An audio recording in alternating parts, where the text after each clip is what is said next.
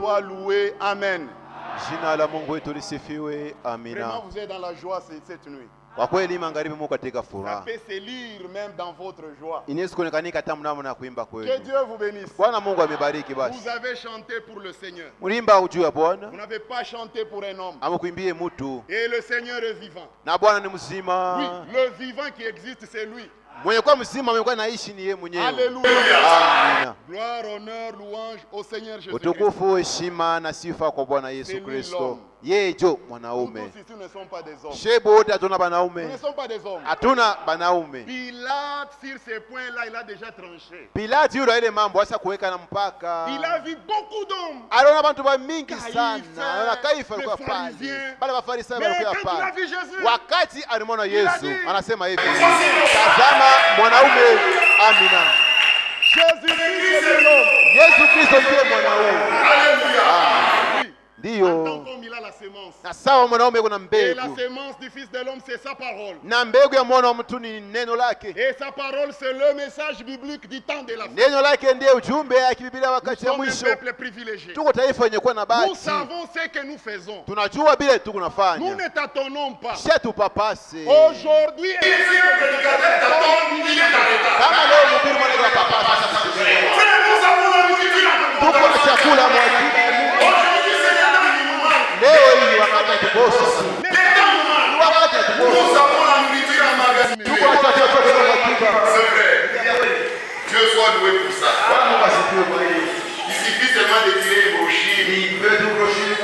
Bible n'a pas fondé. Pourquoi Dieu nous a envoyé un prophète? Mungu alitumia nabii. Pourquoi Dieu nous a envoyé un enseignant? Mungu alitumia mwalimu wa neno. Tout est clair. Vraiment, nous pouvons chanter avec foi, Tunaweza kuimba na nous imani. marchons dans la lumière. Tuko natembea ndani ya nuru. Que Dieu soit loué. Bwana Mungu asifiwe basi. Levons-nous. Tusimame. pour aller écouter la parole du Seigneur. Amen.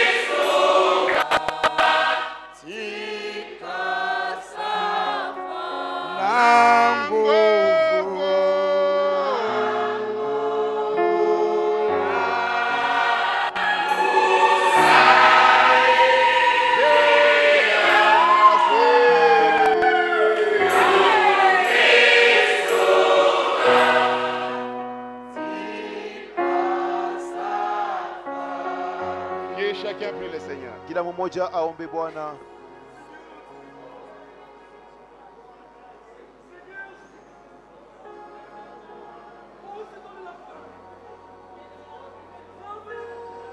Par la grâce de Dieu, Kwa neema ya Mungu. aujourd'hui tu as réalisé. Leo unaitimiza. Merci beaucoup Seigneur. Asante sana Bwana. Tu nous as fait traverser l'année 2024 Utambusha mwaka par la 2024. grâce de Dieu. Na kwa neema ya Et Mungu. aujourd'hui nous ouvrons cette année Leo tunaanza hii mwaka avec la parole. pamoja na Parce neno. que tu es l'alpha, tu es Kwa oméga. maana wewe ni alfa na omega. Ainsi Seigneur, Hivi nous Bwana, te dédions cette église au nom de Jésus-Christ. tunakuachia hii kanisa mjina la Yesu Seule la Kristo. parole soit prêchée dans cette église. Mpaka neno pate kuhubiriwa mu hii Que kanisa. l'amour soit le fondement de cette église. Na mapendo iwe msingi ya hii Que kanisa. l'unité, Seigneur, soit la nourriture de cette église. Umoja iwe chakula ya hii kanisa. Tel que nous sommes, nous venons à toi. Mpaka hivi tuko tunakuya Nous avons kwako. des faiblesses. Tuko na Sois mabudhaifu. miséricordieux envers nous. Uwe mwenye rehema Nous mbele yetu. croyons fermement Sans qu'ils étaient dans la vie. Nous obtenons de justice que par la pardon de ses sangs. Watu wetu kupitia C'est ile ça. damu. Purifier ce soir encore. tusafisha tena magharibi. Du début de cette prédication Mwanzo ya hii mahubiri jusqu'à la fin, hadi mwisho nous voudrions voir Jésus. tunapenda kuona Yesu. Il en soit ainsi Ipate kuya hivi au nom de Jésus-Christ, kwa jina la Yesu notre Kristo Maître. mwalimu wetu. Amen. Restez Amina. debout. Tubaki penye kusimama. Psaume chapitre 119, Zaburi 119 verset 4. mstari wake wa 4 Nous lisons. tunasoma, Tu as prescrit tes ordonnances. wewe uliandika maagizo yako. Dieu, tu as prescrit tes ordonnances Wewe Mungu uliandika maagizo yako pour qu'on les observe avec soin. ili tupate kuitumikia na makini On yote. peut s'asseoir. Tunaweza kuikala. Dieu a prescrit ses ordonnances. Mungu anashika maagizo yake. Oui. Dans Ni le kweli. monde, généralement, ce sont des médecins qui font des prescriptions. Mwii dunia ni banganga jobe kunaandikia bantu madawa. Et quand un médecin établit la prescription, Na wakati munganga anakuandikia madawa, il a déjà tout dosé. alisha kuweka vyote, anapanga mzuri. Ne change pas sur cette prescription, ne change rien. Hapana kubadilisha babile bali munganga Il alikuandikia. connaît quelle quantité du poison qui peut aider le patient. Anajua ni bwingi gani yale nsumuni inaweza kusaidia ule Et le mgonjwa. mélange de médicaments, c'est ce qui apporte la guérison. Asa kichanga ile madawa yote chenye Ne matuzo change yanakuya. rien sous la prescription du médecin. Hapana kubadilisha kintu yule kile munganga alikuandikia. Et ici, nous avons un autre médecin. Na hapa tu na munganga mwingine. D'ailleurs, ce n'est même pas un médecin. Anata munganga. C'est le médecin. Yeye jo ule munganga. Alléluia. Amina. Lui aussi, David dit, Na yeye pia Daudi anasema, tu as prescrit uliandika tes ordonnances maagizo yako pour qu'on les observe avec soin. ili bantu baitumikie na makini yote. Alléluia. Amina. Les ordonnances du Seigneur doivent être respectées. Maagizo ya Bwana tunapaswa kuheshimia. N'amène pas tes pensées. Hapana kuleta mawazo yako. N'ajoute rien. Hapana kuongeza kitu. Ne retranche rien. Na usipunguze C'est la kitu. prescription du Seigneur. Ile ni Bwana yeye On mwananjika. doit avoir la crainte de Dieu. Tunapaswa kuwa na boka mbele ya Nous Mungu. respectons les prescriptions, les ordonnances des médecins du monde. Tukunaheshimia bila ba munganga Mais quand le mwananjika. Seigneur établit aussi sa prescription, Wakati Bwana naye anajia kitu les fulani. gens commencent à philosopher. Bantu wanaanza kufikiri pale yulu. Mais nous, Lakini shie nous disons à Dieu, tunamwonyesha Mungu tu hivi. as prescrit tes ordonnances Wewe uliandika maagizo yako pour que nous les observions avec soin. ili shie tuitumikie kwa makini yote. Et parmi ces ordonnances, Na kati ya maagizo yake d'abord avant d'arriver là-bas, mbele ya kufikia kule mbali. nous savons Nous que dans la Bible, nous avons Biblia, il y a beaucoup de promesses. Dans la Bible, il y a beaucoup de promesses. Mais de toutes les promesses, une seule est appelée la promesse du Père. Moja tu inaitwa mambo ya Baba. C'est le Saint-Esprit. Selon Actes des Apôtres 1, verset 4. Hapana tena mitume. Beaucoup de promesses, Alafu ya mingi mais une seule est appelée la promesse du Père. lakini mmoja banaita malako ya Baba. Également, Na paka vile vile cette Bible, hii que ce soit dans l'Ancien, iwe mwagano la kale dans le Nouveau wala mwagano Testament, jipya, il y a beaucoup d'ordonnances. muko maagizo ya mingi, maagizo Toutes ces ordonnances-là lakini kati ya ile maagizo yote, maagizo tatu kule à l'église du Seigneur Jésus. ndio iletwa kwa kanisa la Yesu Kristo. Kwa Kristo. Il y a beaucoup d'ordonnances. Maagizo yote Mais trois seulement lakini tatu ont kule été naturellement données par Dieu. wenyewe Bwana alileta kanisa la Et la première ordonnance, maagizo ya kwanza ni c'est le baptême d'eau. ni ubatizo kwa maji. C'est une ordonnance naturelle. Ni agizo hili tunalokuwa Ce n'est pas spirituel. katika roho. On doit avoir. Tunapasha kuiona na macho yetu. la deuxième ordonnance, c'est quoi? Agizo la pili ni nini? C'est le repas du Le Seigneur. Seigneur ou la communion. Meza ya Bwana wala Donc on appelle le repas du Seigneur taa meza ya Bwana. ou communion. Ou table du Seigneur, ou souper du Seigneur. Ou rompre le pain. Wala meza ya Bwana Tout, c'est la même chose. yote ni kitu kimoja. Frère Banam aimait plus appeler la Sainte Seine la communion. Na ndugu wanapenda kuita meza ya Bwana sana kusema Il aimait plus. alipenda sana kuita vile. Il aimait. Alikuwa anapenda. Il aimait plus appeler ça la communion. Alikuwa anapenda kuita Même quand vous voyez la prédication, la communion. hata tunasema meza ya Bwana. C'est où? Même la prédication, là, la communion du 12 décembre 1965, Hata mahubiri ile ya le 12 décembre 1965 c'est la sa meza ya Bwana. dernière sainte scène qu'il a célébrée dans sa vie. Ilikuwa ni meza ya Bwana ya mwisho nyoa alishirikia Donc, maisha c'est dans la yake. prédication, la communion du 12 décembre 1965. Mahubiri yake ya le 12 décembre 1965 C'était meza ya sa Bwana. dernière sainte scène qu'il avait célébrée. Ilikuwa ni meza yake ya Bwana ya mwisho Et la alishirikia. communion dont il parle là, ce n'est Pas pas la communion, on fait sans manger comment. Na meza ya Bwana C'est la communion en tant qu'étape du Seigneur. C'est la vérité. Donc la première ordonnance c'est le baptême. Deuxièmement c'est le repas du Seigneur. Et troisièmement c'est le lavage des pieds. Si vous voulez voir ça, c'est pour cette prédication-là. La communion du 12 décembre 1965, paragraphe 17 et paragraphe 25. 17 et 25. C'est là qu'il parle de ces 3 ordonnances divines. Et ces 3 ordonnances Na hii maagizo tatu ne sont pas faites ou pratiquées par habitude. hatuifanyi kwa kisi. Ou parce qu'on le fait, ou parce que tu veux le faire. Comme le baptême, on est vraiment par habitude. Même participer à la table du Seigneur. Personne ne peut te pousser. Kusukuma. Personne ne peut C'est interdit. Même le lavage de pieds, Hata kunaoshana kwa miguu c'est toujours quelque chose qui doit être conduit. inapaswa kwa kitu kile kinaongozewa na Mais Roho. si tu as participé à la table du Seigneur, Kama ulishiriki kwa meza ya Bwana, tu dois participer aussi au lavage de pieds. unapaswa kushiriki kunaoshana Tu kupiga ne peux pas miguu. manger le pain. Hawezi kula mkate. Lors du vin, dit ah je suis en retard, je sors.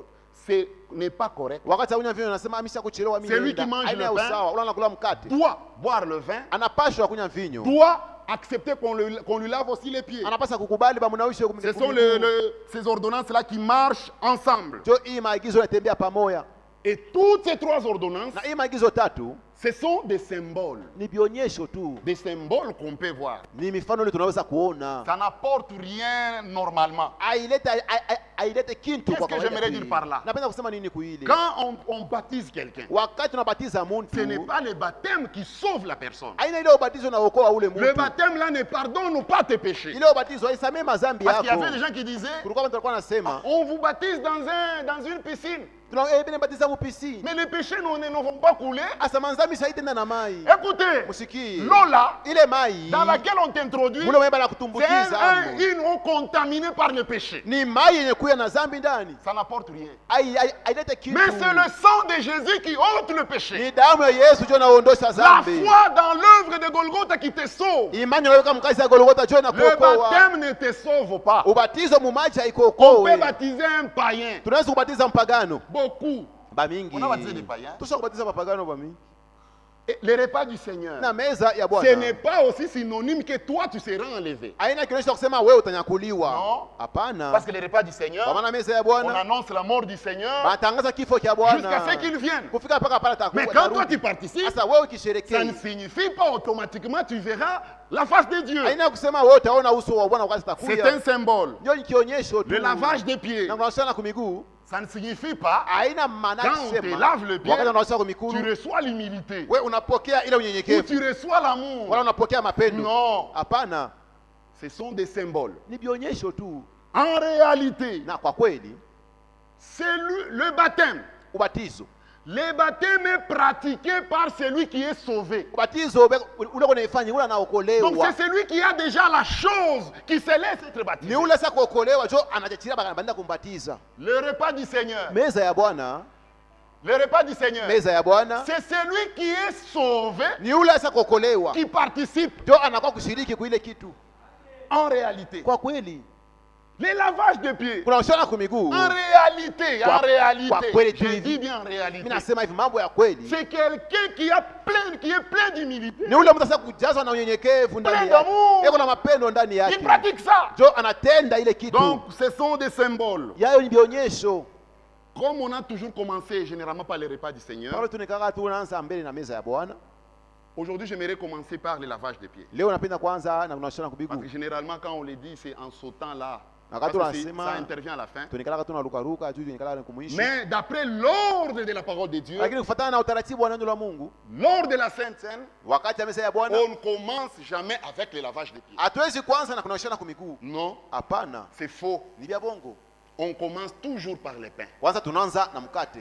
Après le pain, Kisha il mkate. faut respecter cet ordre biblique. Inapaswa kufuata ile utaratibu wa Le kibiblia. Seigneur a pris d'abord du pain, Bwana alichukua kwanza mkate. il a pris la coupe, Anabeba kikombe. et après il a lavé les pieds de ses disciples. Kisha anaosha miguu ya wanafunzi yake. Le lavage des pieds, c'est la dernière ordonnance. Kunaoshana kwa miguu ndio ile agizo ya mwisho. Elle ne doit jamais être pratiquée avant. Hatuwezi kuanzia nayo wakati ya meza ya Bwana. Donc, on passe le lavage des pieds, Tubebe hapa kunaosha kwa miguu. et puis on va prendre les repas du Seigneur. Kisha tubeba meza ya Bwana kumwisho. Prenons Jean, Tubebe kitabu ya Yohane. Jean chapitre 13. Yohane 13 C'est là qu'on nous montre ça. ndio mule banatuonesha ile mambo. Jean chapitre 13. Yohane 13 Avant la fête de Pâques, mbele ya ile karamu ya Pasaka, Jésus, sachant que son heure était venue de passer de ce monde au Père, Yesu aliyo wakati yake nene kutoka mwili kwenda kwa Baba. écoutez, Msikie, ayant aimé le sien, mwenye kupenda benye kwa baki, qui était dans le monde, benye kwa dunia, mit les combles à son amour pour eux. akawapenda sana juu yao. Pendant le souper, Na katika ile chakula magharibi, alors que le diable avait déjà mis dans le cœur de Judas Iscariote, sasa kwa sababu kuweka ndani ya moyo wa Yuda Iskariote, fils de Simon, mwana wa Simon, les desseins de le livrer, na kusudi ya kumtoa Jésus, qui savait que le Père avait remis toutes choses entre ses mains, Yesu kwa sababu wasema Baba sarusha vitu mikononi mwake. diacre peut venir. Un diacre peut venir. Jésus, qui savait que le Père avait remis toutes choses entre ses mains, Yesu kwa sababu wasema Baba sarusha vitu mikononi mwake, qu'il était venu de Dieu atoka kwa Mungu et qu'il s'en allait à Dieu, na anaanza kwenda kwa Mungu. se leva de table, Akalamuka toka meza, ôta ses vêtements akatosha mavazi yake ya juu, et prit un linge akabeba nguo moja dont il se saignit. yenye kashafunga mkifua yake, Ensuite, kisha il versa de l'eau dans un bassin, akamwanga maji mbeseni moja, comme nous allons le faire par la grâce de Dieu. pale tutafanya hapa kwa neema ya Mungu, Et il s'est mis à laver les pieds des disciples. na akaanza kuosha miguu ya wanafunzi yake.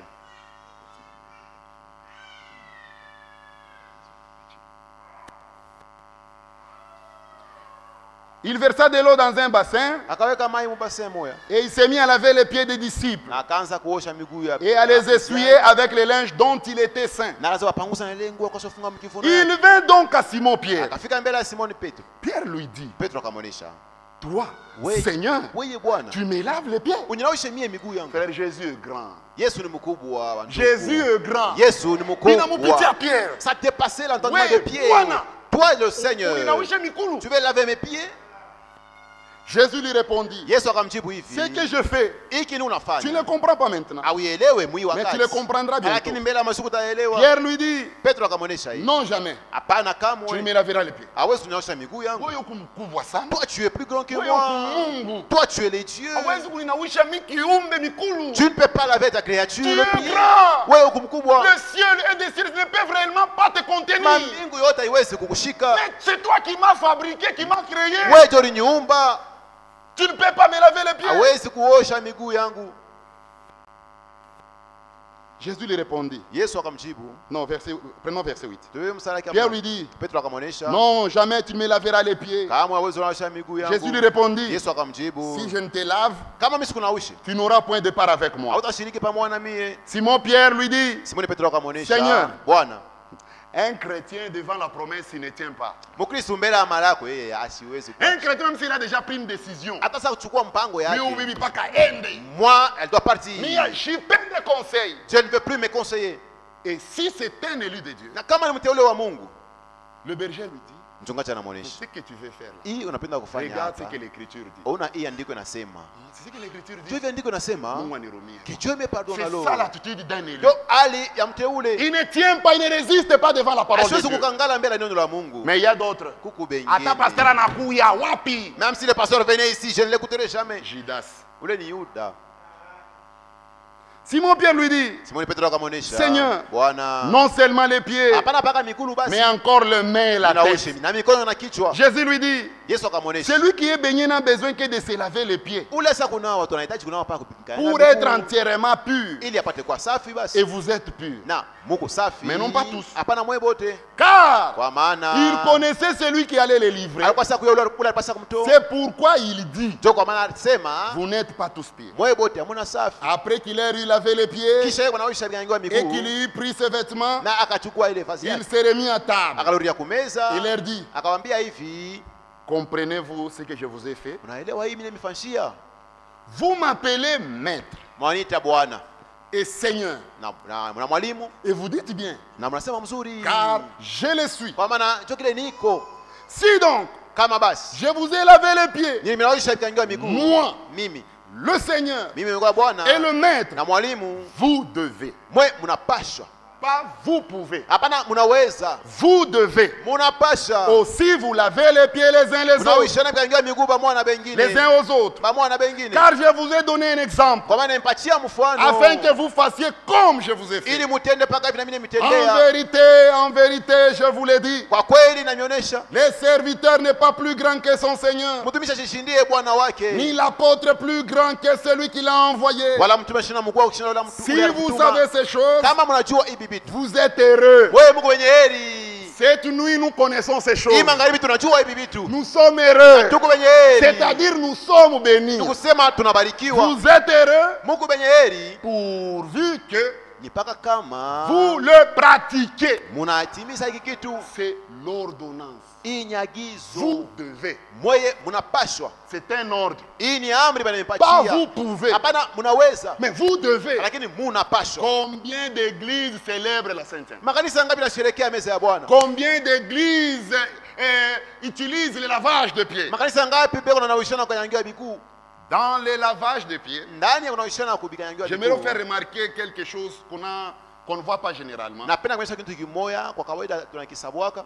Dans le lavage de pieds, Mukunawishana miguu. généralement nous parlons que c'est le symbole de l'humilité. Kwa kawaida tunasemaka tu ni alama ya unyenyekevu. Nous donnons généralement l'explication que c'est l'humilité. Tunakaka nasema hii ni alama ya unyenyekevu. Mais je vous dis que Ndio naonyesha kwamba en plus de l'humilité, zaidi ya ile unyenyekevu il y a l'amour. Mungu mapendo mule ndani.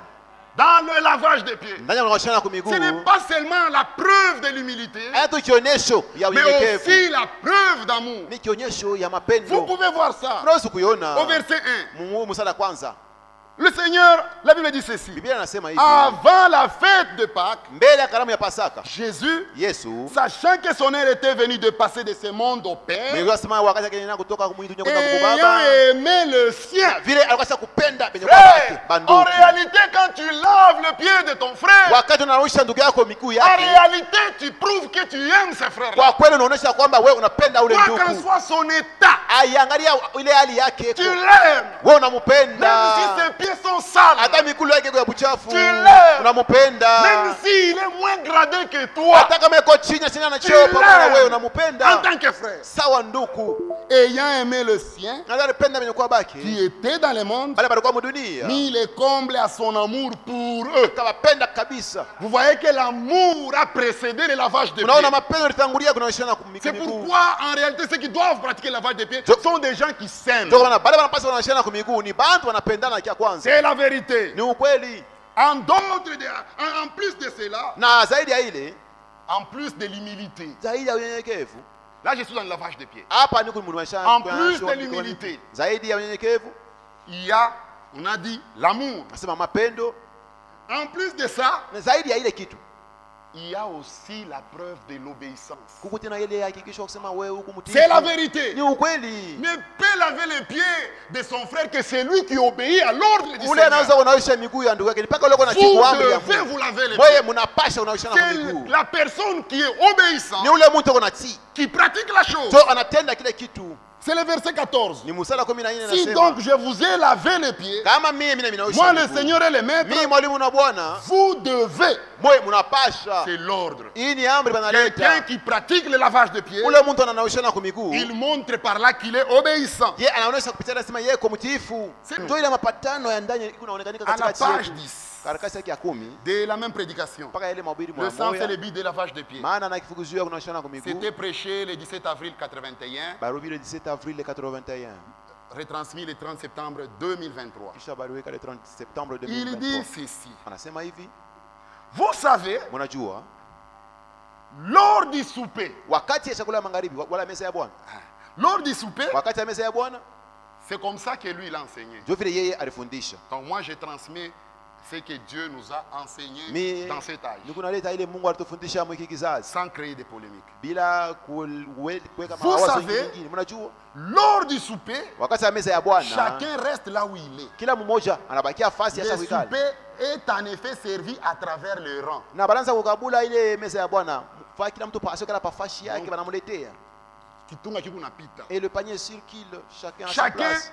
il dit le souper est servi entre les rangs. Nasema banakabula meza ya Bwana. Chacun y participe Kila mtu anashiriki kuile. et les transmet. Anabeba sehemu yake na anapatia mwingine. Il prend sa part et il donne, il remet. L'autre prend aussi sa part et il donne à l'autre. Maintenant regardez. Asamoni. Mais Lakini c'est au moment du lavage des pieds. ni wakati ya unaoshana kwa miguu. C'est au moment du lavage des pieds Ni mwile wakati unaoshana kwa miguu. que l'intimité se manifeste. Ndio ile mapatano ya ndani inaonekanika. L'intimité se manifeste. Ile mapatano ya ndani inaonekanika. Il dit quoi? Anasema nini? L'un Moya lave les pieds de l'autre. anaosha miguu ya huyu mwingine. Lors du pain, c'est chacun pour soi. Wakati ya mkate kila mtu anabeba sehemu Mais lors du yake. lavage des pieds, Lakini panaoshana kwa il n'y a miguu. pas chacun pour soi. Haina kila mtu palo wake. Là, l'intimité se manifeste. Pale ile upatano wetu unapaswa kuonekanika. L'un lave les pieds de l'autre. Huyu ananawisha mwenzake miguu. Regardez ce qui se fait. Muone hii inafanyika. Moi, je l'ai toujours fait. Mimi nikawa Il naifa. dit, Anasema l'un lave les pieds de l'autre, huyu anawisha miguu ya jirani on wake. s'embrasse. Kisha panakumbatiana. Quand tu vas laver les pieds de ton frère, de ta sœur, Wakati unaenda kunawisha miguu ya ndugu wala dada yako. Kisha kunawishana kwa miguu.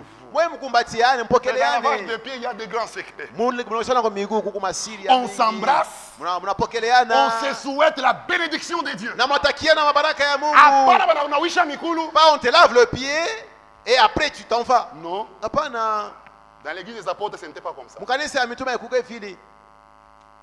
Tu as prescrit tes ordonnances Wewe uliandika maagizo yako pour qu'on les observe avec soin. ili tupate kuitumikia na makini yote. On se souhaite la bénédiction de Dieu. Tunatakiana mabaraka ya Bwana. On communique alors l'amour profond que l'on porte dans son cœur. Pale tunakablana ile mapendo tuko nayo ndani ya Vous voyez ce que je veux dire? Mbona inapenda kusema? Frère, dans le lavage des pieds, il y a des grands secrets. Kuna washana kwa miguu, Mungu masiri ya mingi. Lors du pain, tu manges toi-même. Wakati ya mkate unakula tu. La coupe, tu bois toi-même. Kikombe wewe mwenyewe Mais dans le unakunywa. lavage des pieds, là, Lakini il kuna washana faut kwa miguu. l'intervention de l'autre. Pale inapasha mwingine akuye mnawishane bawili. Que Dieu soit loué. Bwana Mungu asifiwe. Maintenant, le repas du Seigneur. Hasa meza ya Bwana. Là, c'était le lavage des pieds. Hii tulikuwa nasemea ni kuhusu Quand on te washana kwa lave les miguu. pieds, après embrasse ta soeur. Ukisha unashana kwa miguu mupokeleane.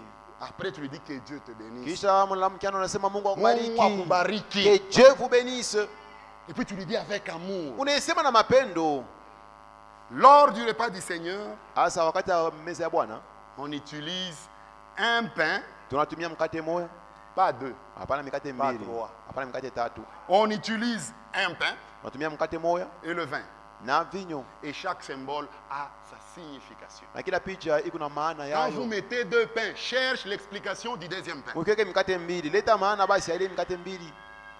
Lors du repas du Seigneur, Wakati ya On ya utilise meza ya Bwana, un pain. tunatumia mkate moja. c'est significatif. Iko na maana Et yayo. aucun païen Na akanta mpagano ne peut moja. participer au repas du Seigneur. Asiwezi kushiriki kwa meza ya Bwana. Alléluia. Amen. Aucun païen Akata mpagano ne moja. peut participer au repas du Seigneur. Anaweza kushiriki kwa meza ya Bwana. Regardez ce qui est écrit Asa mwone basa kuandika. dans Matthieu chapitre 28. Mathayo 28. C'est l'ordre de mission. Hii ni agizo balileta kunyana Allez. mkazi. On Mwende. s'adresse aux apôtres. Banaambia mitume. Allez. Mwende. Faites de toutes les nations des disciples. Na mfanye mataifa yote pate kuwa wanafunzi. Qu'on fasse qui? Wafanye nini? Des disciples. Mataifa yote pate kuwa wanafunzi. Les baptisant au nom du Père, du Fils et du Saint-Esprit. Kuwabatiza mshina la Baba, Mwana na Roho Mtakatifu. Ça veut dire, Maana lorsque, kusema. ici on nous présente le salut de l'âme de quelqu'un. Hapa tunaonyesha ile wokovu ya nafsi ya mtu. Quelqu'un qui était païen, Ule mtu alikuwa mpagano, qui reçoit Christ dans sa vie, anapokea Kristo maisha yake. comme son sauveur. Sawa mwokozi wake. Ça, c'est la première étape. Hii ni kipande ya kwanza. Quelqu'un qui était dans les jamba, Ule mtu alikuwa Mariamba, alcool, iko nafuta on kuna lui kunywa. présente Christ. Banamuonesha Kristo. Il regrette, il pleure, on le baptise. Anahuzunika na lia tunambatiza. Là, c'est la première ordonnance qui s'accomplit. Le Pale baptême. nyagizo ya kwanza inafanyika ubatizo. Le baptême. Ubatizo. Maintenant, la deuxième partie, Hasa kipande ya c'est pili le verset 20. ni mstari ya Le 12. Seigneur dit, Bwana anasema hivi. hey, Kisha enseignez-les. mubafundishe. Enseignez qui? Mufundishe banani? Les disciples. Bale banafunzi. Les disciples. Bale wanafunzi. C'est pourquoi les païens ne connaissent pas la Sainte Seine. Parce qu'ils n'ont pas reçu l'enseignement. Ils ne sont même pas disciples.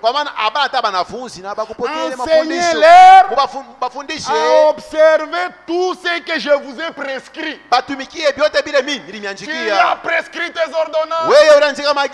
Ces ordonnances prescrites par Dieu ne sont pas données aux païens. Ces ordonnances sont données aux disciples du Seigneur. Enseignez-leur à observer tout ce que je vous ai prescrit. Parmi ceux qui nous a prescrit, il y a quoi? La table du Seigneur. Faites ici à mémoire de moi. Là, c'est le souper du Seigneur. Vous devez vous laver le pied les uns aux autres. Là, ce sont des enseignements. Et on ne donne pas ça aux païens. On donne aux disciples. Même quand le Seigneur avait célébré ça, il n'avait pas donné ça à tout le monde. Matthieu chapitre 26. Matthieu chapitre 26. Le verset 26. Il est écrit, pendant qu'il mangeait, Jésus prit du pain. Pas de pain. Tu as prescrit tes ordonnances afin qu'on les observe avec soin. Jésus n'a pas pris de pain. Il a pris du pain. Nous aussi ce soir nous allons prendre le pain. Tu as prescrit. Pendant qu'il mangeait, Jésus prit du pain et après avoir rendu grâce, il le rompit. Écoutez ce qui suit. Et le donna. Vous ne lisez pas, frère, on les donna aux disciples. Donc le pain concerne les disciples du Seigneur. Si tu reconnais que tu es disciple du Seigneur, la table du Seigneur t'invite. C'est donné aux disciples du Seigneur. C'est la vérité. C'est aux gens déjà sauvés qu'on enseigne la Sainte Seine. Donc aux disciples. Maintenant, c'est à eux. Ceux qui avaient cru, qu'on les enseigne pourquoi prendre le pain. Pourquoi boire la coupe. Pourquoi les lavages de pieds. C'est pourquoi généralement, avant la célébration de la Sainte Seine, l'Église doit être enseignée sur la chose. C'est la vérité. C'est ce que Paul a fait. Quand il a remarqué dans l'église de Corinthe, dans 1 Corinthiens, chapitre 11, lorsqu'il a remarqué dans l'église de Corinthe, les caractères sacrés de la Sainte Seine avaient disparu. En tant qu'apôtre, il a pris sa plume, il a écrit. 1 Corinthiens 11, 17 à 22. En donnant cet avertissement, c'est que je ne loue point, c'est que vous vous assemblez, non pour devenir meilleur, mais pour devenir pire. Comment vous participez tous à la table du Seigneur? Tout en ayant la haine, tout en se divisant, tout en se combattant. Ça, je ne vous loue pas. Et d'abord, j'apprends que lorsque vous vous réunissez en assemblée, il y a parmi vous des divisions. Et je le crois en partie. Car il faut qu'il y ait aussi des sectes parmi vous. Afin que ceux qui sont approuvés soient reconnus comme tels au milieu de vous. Donc, lorsque vous vous réunissez, ce n'est pas pour manger le repas du Seigneur. Car quand on se met à table, chacun commence par prendre son propre repas et l'un a faim. Dans les habitudes de l'église primitive, quand ils célébraient la Sainte Seine, après la Sainte Seine, ils célébraient la Gape.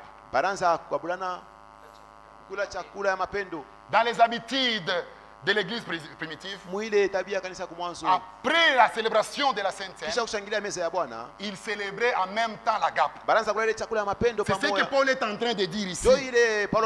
Il dit, donc au verset 20, donc lorsque vous vous réunissez, ce n'est pas pour manger les repas du Seigneur, car quand on se met à table, chacun commence par prendre son propre repas. La gape, ce sont des fêtes chrétiennes. Même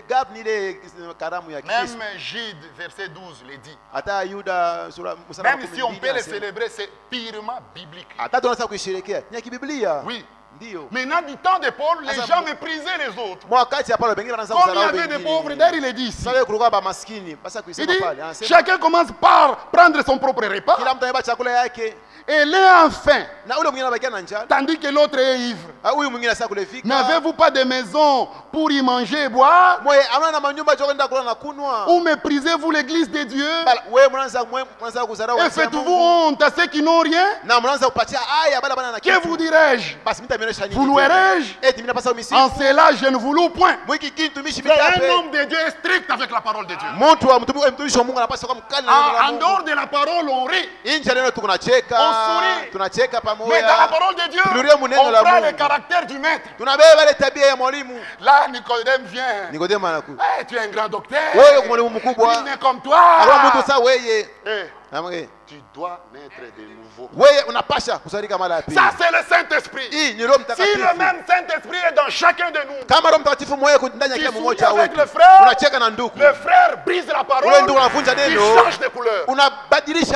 C'est ça l'Esprit du Seigneur. Et dans ces temps bibliques-là, les caractères sacrés de la Sainte Seine et de la gape était perdu. C'est pourquoi Paul écrit la lettre pour redresser la chose.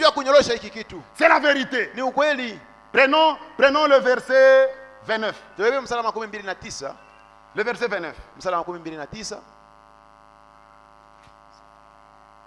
Car celui qui mange et boit sans discerner le corps du Seigneur mange et boit un jugement contre lui-même. Donc, il ramène l'ordre dans les agapes. Il ramène aussi l'ordre dans la Sainte Seine. On ne peut pas célébrer la Sainte Seine tout en ayant des ennemis. Non. Tu ne peux pas passer à la Sainte Seine, tu as une dent contre ton frère.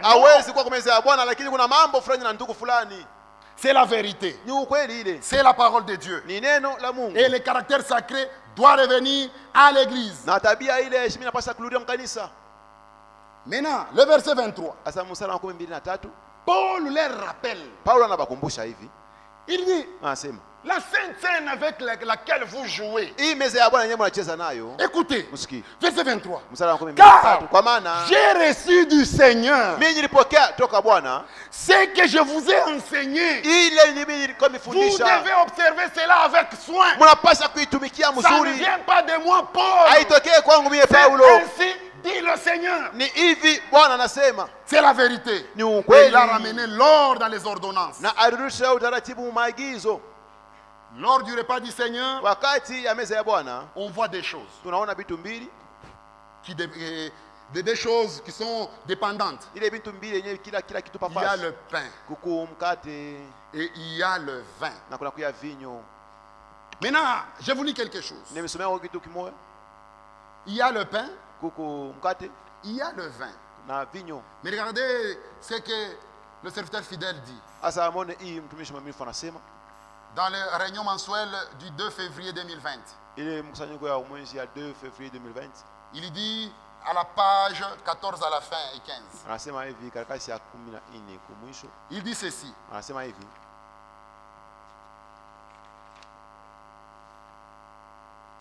Il dit, Bien-aimés frères et sœurs, encore une remarque qui est pour moi une grande douleur. Frère Branham a réellement pris son dernier souper du Seigneur le 12 décembre 65. Donc dans la prédication, la communion. À Tixon, dans l'église des frères Green. Après que frère Green a entendu comment est-ce que nous fêtons le souper, donc, quand il a appris comment Crefeld d'organiser son souper, il a pleuré amèrement. Car frère Green il le faisait avec des centaines de petits verres de liqueur. Corona ikwako. Ya corona mon frère. Kike tutumavere kila mtu nakake. Kila mtu na kankopo kaya kaloko kaloko. Kila mtu kwetu na nkopo ya kwabo. Que chacun apporte son gobelet de soin. Yote ni vitu vya prescrit tes ordonnances. Wewe uliandika maagizo yako ili tuitumikie tueshie. Jésus-Christ, il est même au-dessus de l'hygiène. Yesu Kristo yana sindia hata ile usafi. Quand il a pris une coupe, il a donné aux apôtres, il sait ce qu'il fait. Kikombe kimana patia ba mitume aliwa kile anafanya. Ici aucun démon ne peut s'approcher. Hapa hata démon na mwasi siwezi kukaribia. Même s'il y avait un tuberculeux. Hata kuruka mtu alikuwa na magonjwa ya tuberculose. La chose est célébrée dans sa présence. Vile ile mambo tunafanya mwepo ya Mungu. Tout genou fléchit. Magoti yote iko na twanga. Même la tuberculose respecte l'ordonnance. Hata ile tuberculose nayo inatwanga magoti yayo. Ici ça ne va pas t'attraper. Hapa haiwezi kukukamata ile magonjwa. Mais vous partez là-bas prendre de l'eau. Si il y a un tuberculeux avant toi, il t'akubamba ile magonjwa. Il dit, frère Green le faisait avec des centaines de petits verres de liqueur. Et frère Branham avait les pains qui étaient rompus depuis longtemps avant même le commencement de la réunion. Frère Branham parfois. Nous Branham faisait parfois. Déjà mikate avant. Il a rompu le pain bien avant. Vous n'allez pas voir un pain qui est entier. Vous allez voir des morceaux de pain. Prophète de l'âge. Nabi wa kizazi. Frère, tout le monde est reprochable. Tout le monde est reprochable. Un seul n'est pas reprochable, c'est Christ. Moi j'ai déjà commis des erreurs dans la prédication et je corrige. Frère Branham l'a déjà fait. Frère Franck l'a déjà fait. Jésus-Christ ne l'a jamais fait. Tout ce qui sortait de Jésus c'était la vérité. Même si Jésus pouvait bailler la parole. Il quoi ni neno kama Jean si ouais Jean kama Jean anjika kasema Jésus baya Yesu anabai frère na wakumhubiri hapa Jésus baya pale asina utoka mhubiri na hapa Yesu anabai. Et puis si tu as la foi tu es sauvé. Kama uko na imani unaokolewa Yesu anabai. Tout c'était la parole. Yote ilikuwa ni neno. Ula lokota tu nywele ya Yesu ka nywele. Lokota neno. C'est lui qui a ramassé un cheveu de Jésus, il a ramassé la parole. Jésus était l'empreinte de sa personne. Nous sommes Yesu kwa ile nyayo ya bumuntu bwake. Frère na kikanyangio kake ni bumungu. Même ses empreintes c'était la divinité. Qui a vu Branham a vu Branham. Ula aliona Branham anaona Branham. Qui a vu Franck a vu Franck. Ula aliona Frank anaona Frank. Qui a vu Cédric a vu Cédric. Ula aliona Cédric anaona Cédric. Qui a vu Jésus. Ula aliona Yesu. Anaona Mungu. Alléluia. Amina. Nous savons tunajua que le Fils de Dieu est venu. Mwana wa Mungu alikuja. Il nous a donné l'intelligence. Atupatia akili. Pour connaître le véritable. Tuya kujua ule wa kweli. Na sie tuko ndani ya ule ukweli. Wapi? Dans son Fils. Ndani ya mwana wake Yesu Kristo. Ule mwana c'est lui. Ni yeye ndiye Dieu véritable. Mungu wa kweli. Et la vie éternelle. Na uzima wa milele. Kwa batoto kidogo mushabudu masanamu. Branham yeye ni sanamu. Frank ni sanamu. Marie ni sanamu. Yesu tupasa kuabudu. C'est la vérité. Ni ukweli. Il dit, anasema et frère Branham avait les pains qui étaient rompus depuis longtemps. Avant le commencement de la réunion. C'était un pain sec. Et ensuite, il y avait des centaines de petits verres. Parfois Branham aussi utilisait des petits verres. Et à cause de cela, Les frères dans le monde entier ont prétendu que ce que frère Branham a fait et enseigné est au-dessus de ce que la Bible nous a enseigné. Au-dessus de ce que la Bible nous enseigne sur les soupers du Seigneur. Frère, moi sur les soupers du Seigneur, je regarde à la Bible. C'est la Bible qui est notre absolu. Et c'est ce que Franck aussi faisait. Il dit, frère Branham, les gens pensaient que quand frère Branham coupait déjà des petits pains à la maison, automatiquement c'était la parole. Écoutez maintenant. Il dit, le frère, les frères dans le soi-disant message, jusqu'aujourd'hui encore, ils fêtent les soupers d'une manière qui n'est pas biblique. Un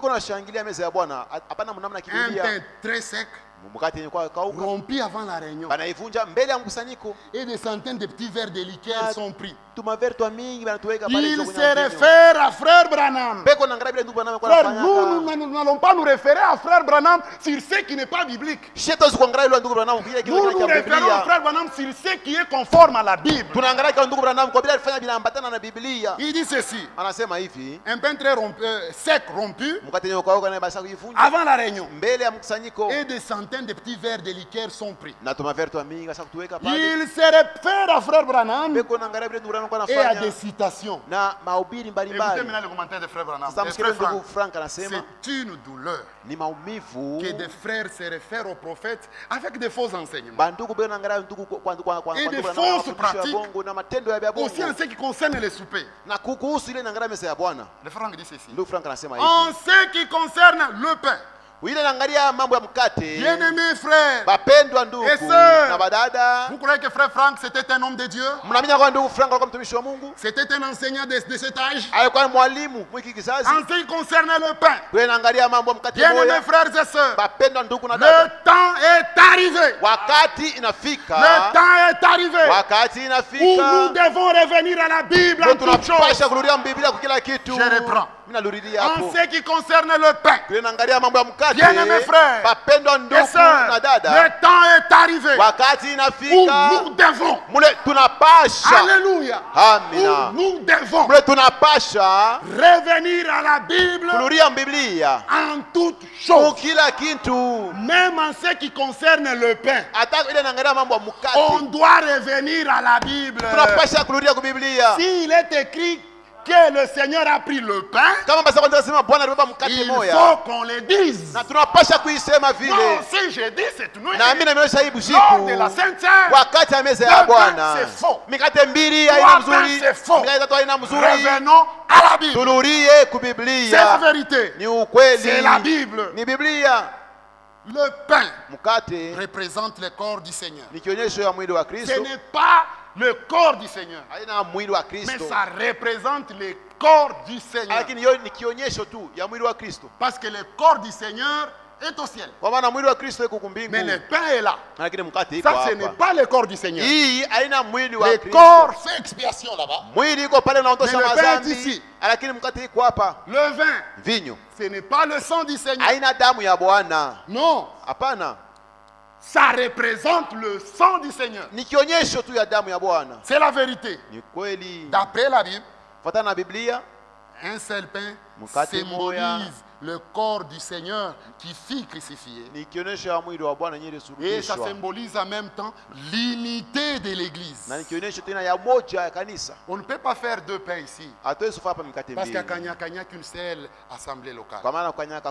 C'est ça le corps du Seigneur à Kanyaka. C'est la vérité. Paul le dit aussi. 1 Corinthiens chapitre 10. 1 Corinthiens chapitre 10. Prenons le verset 15. 15 à 17. Je parle comme à des hommes intelligents. Jugez vous-même de ce que j'ai dit. La coupe de bénédiction que nous bénissons n'est-elle pas la communion au sang de Christ? Le pain, pas les pains, le pain que nous rompons n'est-il pas la communion au corps de Christ? Puisqu'il y a combien? Puisqu'il y a un seul pain, nous qui sommes plusieurs, nous formons un seul corps. C'est ça le symbole, l'explication d'un seul pain. Car, alléluia, alléluia, car nous participons. Comment? Lisez la Bible. Vous ne croyez pas la Bible? Vous ne croyez pas la Bible? Nous participons à quoi? Car nous participons tous à un même pain. Frère, la Bible dit ce qu'elle dit. Et nous devons observer cela avec... C'est la vérité. Il y avait une version là où je devrais lire, mais le frère n'est pas là.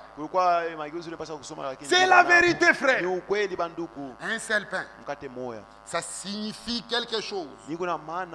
Et le frère Franck dit dans le christianisme traditionnel, même dans baptême, repas du Seigneur, lavage des pieds, il dit le pain doit être fabriqué proportionnellement au nombre de participants.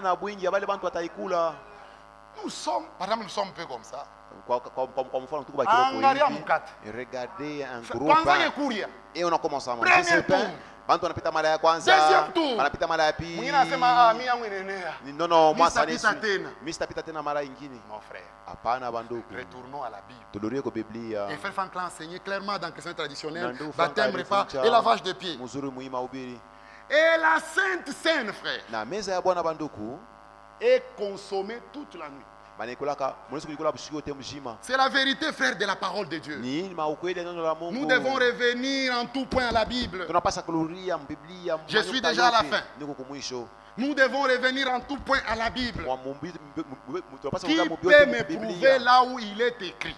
Et si quelqu'un me prouve, je passerai demander pardon. Au nom du Seigneur, je vous le promets. Qui peut me prouver? Dans l'Ancien Testament, dans le Nouveau Testament, dans les brochures, dans les lettres circulaires, où on a dit la Sainte Seine ne doit pas dépasser minuit. Je lance un défi. Celui qui les relève, qui vient me montrer, je n'ai mis livre. Peut-être que je suis dans le faux. Et s'il n'y en a pas, retourne à la Bible au plus vite. C'est la vérité, frère. La Sainte Seine devrait être prise toute la nuit. Je m'étonne que nous, pour la journée, nous acceptons qu'il y a un millier. 12 heures, c'est le millier du jour. Mais pour la nuit s'arrête à minuit. Non, ça n'a pas de sens. Minuit, c'est milieu de la nuit. Midi, c'est milieu du jour. Selon Deutéronome 16:4, la Pâque était consommée toute la nuit. Or, toute la nuit là a un millier. C'est comme Matthieu 25, verset 6 dit. Au milieu de la nuit, une voix cria. La nuit a un millier. Tu peux manger la Sainte Seine à 1 heure. C'est la nuit. 2 heures. C'est la nuit. 3 heures. C'est la nuit. 4 heures. C'est la nuit. 5h59, tu t'arrêtes. 5h59, parce que 6 heures, c'est le jour. Et frère Branham, il y a beaucoup de citations. Oui, frère Branham aimait commencer à manger la Sainte Seine à minuit. Lui, il aimait ça. Je n'ai pas préparé beaucoup de citations aujourd'hui sur ça. Lui, il aimait ça. Mais je vous lis quand même une citation. Monsieur Esler, ou Monsieur Esler, signe du temps de la fin. Paragraphe 2. Il dit ceci. Anasema hivi. Nous n'avons pas l'intention de rester trop longtemps ce soir. Mais demain soir, nous pensons rester un certain temps. Si quelques-uns parmi vous peuvent venir demain soir, eh bien, nous nous attendons à passer un moment merveilleux dans le Seigneur. Il y aura des hommes remarquables ici demain soir. Nous passerons tous un bon moment. Nous allons servir la communion à 17h. Peut-être je mal lu. Nous allons servir la communion à minuit. Est-ce qu'on peut dire amen? Est-ce qu'on peut dire amen? Il y a des résistances. Revenons à la Bible. C'est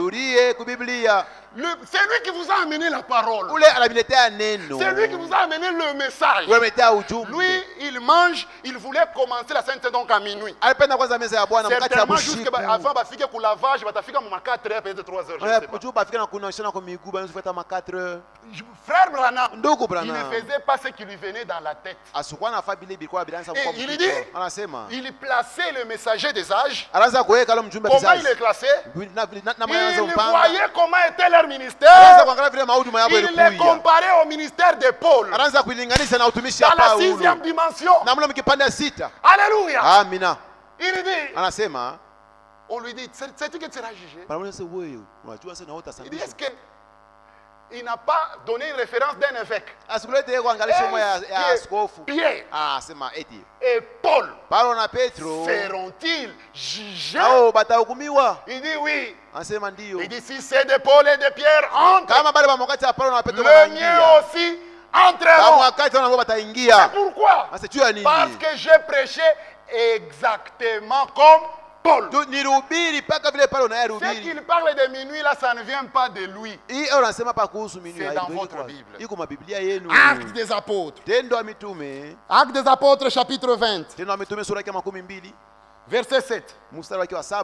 Le premier jour de la semaine. Vous suivez? Le premier jour de la semaine, nous étions réunis pour rompre le pain. Mukate. Paul, qui devait partir le lendemain, s'entretenait avec les disciples. Et il prolongea son discours jusqu'à minuit. Donc, en d'autres termes, jusqu'au milieu de la nuit. Écoutez, il y avait beaucoup de lampes dans la chambre haute où nous étions assemblés. Or, un jeune homme nommé Tychus, qui était assis sur la fenêtre, s'endormit profondément pendant les longs discours de Paul, entraîné par le sommeil. Minuit, il y a les gens qui, il y a les petits dormeurs. Il tomba du 3e étage en bas. Jusque-là, il a prolongé son discours jusqu'à minuit. Et un enfant tomba du 3e étage en bas. Et quand on voulut le relever, il était mort. Minuit, hein? À minuit. Mais Paul, étant descendu, anatoka au 3e niveau, il quitta le 3e niveau. Étant descendu, se pencha sur lui. Il est pris dans ses bras en disant, ne vous troublez pas, car son âme est en lui. Quand ils firent remonter, je ne pense pas que c'était toujours minuit juste. Quand il fit remonter, il fait quoi? Il rompit quoi? Frère, minuit c'est le milieu de la nuit. Manger la Sainte Seine à 1h, frère. Et la paix, parce que tu y as des écritures, tu y as des citations. Paul a mangé la Sainte Seine après minuit. Frère, minuit c'est le milieu de la nuit. C'est la vérité. Et on doit les célébrer d'après ce que le Seigneur a dit, a fait. Le vin, c'est le symbole du sang. Ce n'est pas le sang. Parce que le sang de Jésus est au ciel. Il fait expiation. Mais ici, il n'y a pas le sang. Mais il y a le vin. C'est pourquoi il a dit même dans Matthieu 26, 29, je ne boirai plus de ces fruits de raisin. Il n'a pas dit je ne boirai plus de ce sang, mais du fruit. Ça, c'est le vin. Ce n'est pas le sang. Le vin représente le sang de la nouvelle alliance. Mais il y a des gens qui disent, si quelqu'un ne croit pas le message, il n'est pas sauvé. Frère, c'est mépriser Dieu. C'est fouler aux pieds le sang qui nous a rachetés. Le message reste le message. Le sang, c'est le sang. Pour être sauvé, ce n'est pas le fait de croire le message. Pour être sauvé, c'est croire à ce que Jésus a fait pour toi. C'est fini. N'ajoute rien. Crois au sang de Jésus. Crois à l'œuvre de Golgotha. Tu es sauvé. Pas le message.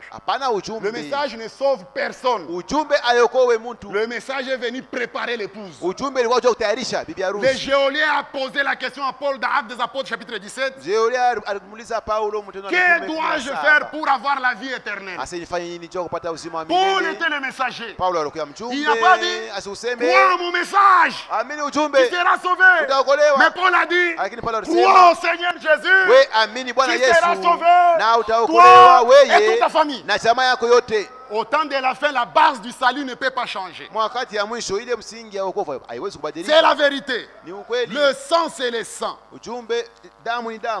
Le message, c'est le message. Et le frère Branham est en train de dire d'être conduit. D'être conduit. Paragraphe 56. 58. Il dit vous devez affronter une chose. La vie éternelle. Il n'y a qu'une personne qui vous donne cela. C'est qui la personne? Maman ne peut vous la donner.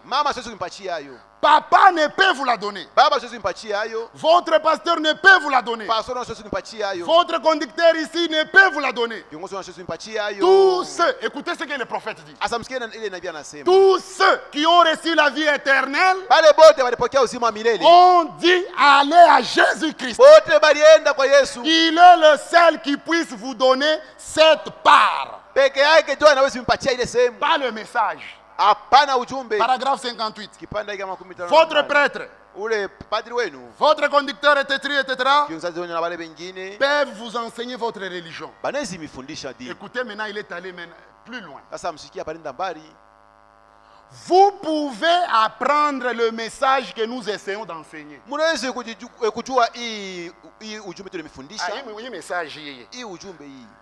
Vous pouvez apprendre le message que nous essayons d'enseigner. Mais cela ne vous donnera toujours... Je reviens encore là-dessus.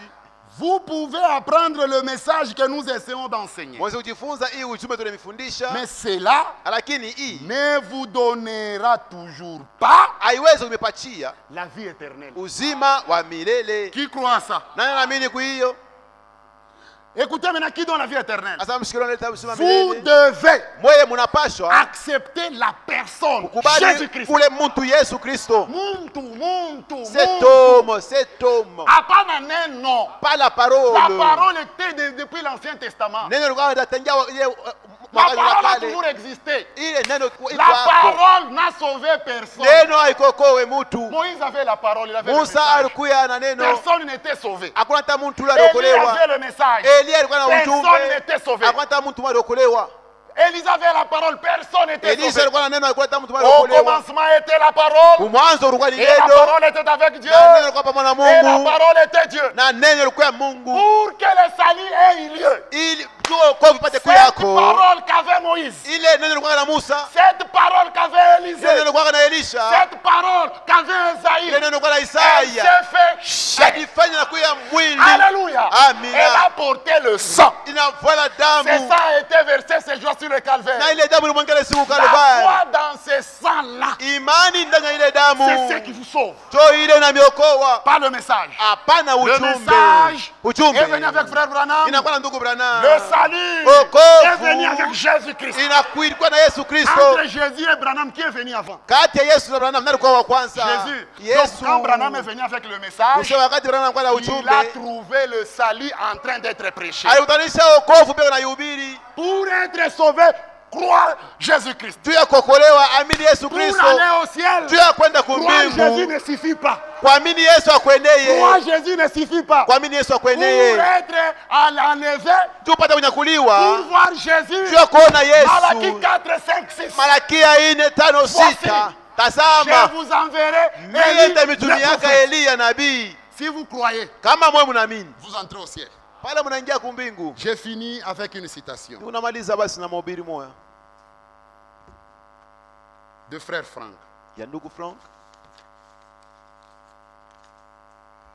C'est là que nous allons arrêter. Ndio pale tutasimamia. Dans la prédication, livre, brochure, repas du Seigneur et lavage des pieds. Hii kitabu meza ya Bwana na unashika kwa miguu. L'attitude. Hali. L'attitude lorsque nous nous approchons devant la table du Seigneur. Hali ile tunapaswa kuona watu wanakaribia Et meza ya toute Bwana. assemblée qui ne célèbre pas la sainte du Seigneur, la table du Seigneur, elle n'est pas en ordre avec le Seigneur. Na ile kanisa utashengelea meza ya Bwana. Haina musawa pamoja na Parce Bwana. qu'elle désobéit à l'ordre du Seigneur. Kwa maana haiti kule Oh amri ya frère, nous Mungu. n'avons pas d'argent. Ndugu hatuna na franga. Non. Hapana. Dans l'église, on me donne des dîmes. Mkanisa sima chekumi On donne des kunakuya. offrandes. Mungu ma sadaka iko amo. Faites ce que le Seigneur a dit. Mfanye ile Bwana anasema. Page 19. Kwa kasa ya 16 na Le 9. frère Franck dit ceci. Ndugu Frank anasema hivi.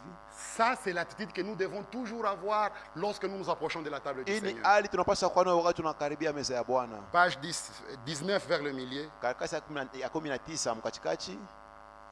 La participation au repas du Seigneur Ushiriki kwa meza ya Bwana donne chaque fois l'occasion inaleta kila mara ile bahati aux croyants de se souvenir devant Dieu.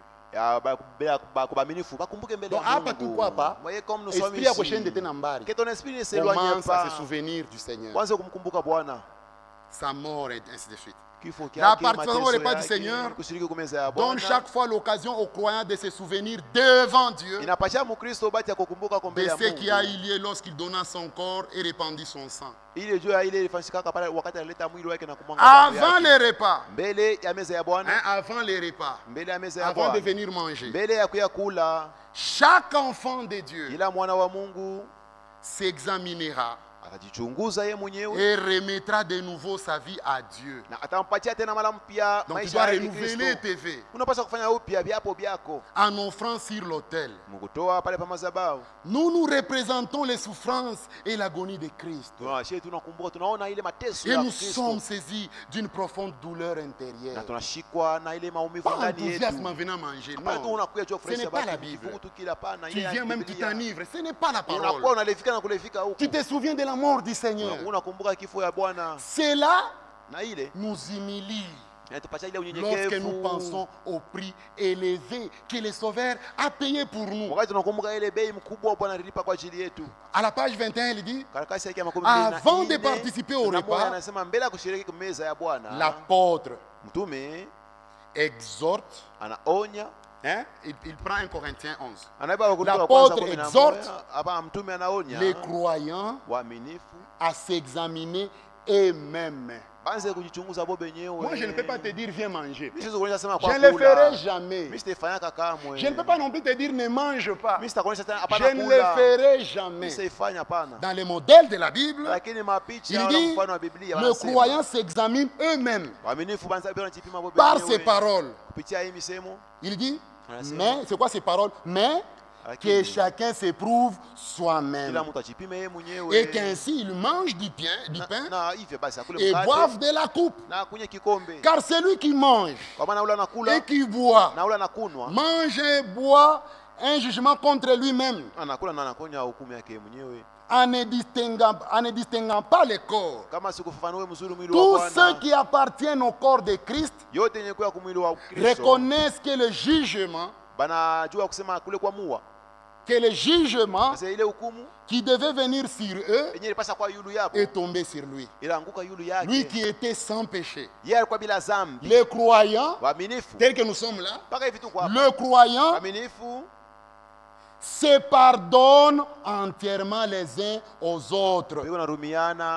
Donc là, avant de manger, si tu as un problème, pardonne. Si tu as un dossier, arrange même avec quelqu'un ici. Il dit, ils se pardonnent entièrement les uns aux autres. Comme Dieu leur a pardonné en Christ. Aucun n'impute quoi que ce soit à l'autre. Il discerne dans les autres les corps du Seigneur rachetés. Quand tu vois ta soeur, tu dis ça, c'est le fils de Dieu. Même si elle a mal agi. Justifié, sanctifié et consacré. Ils se voient mutuellement en Christ et par Christ sans péché, tel que Dieu le voit. Ils se connaissent entre eux, non pas la chair, mais selon l'esprit. C'est ça le repas du Seigneur. Et la signification. Nous nous levons tous. Et ce sont des ordonnances que le Seigneur nous a données. Et David dit, ça doit être observé avec soin. On doit se souvenir de la mort du Seigneur. Ne te souviens pas de ce qu'on t'a fait.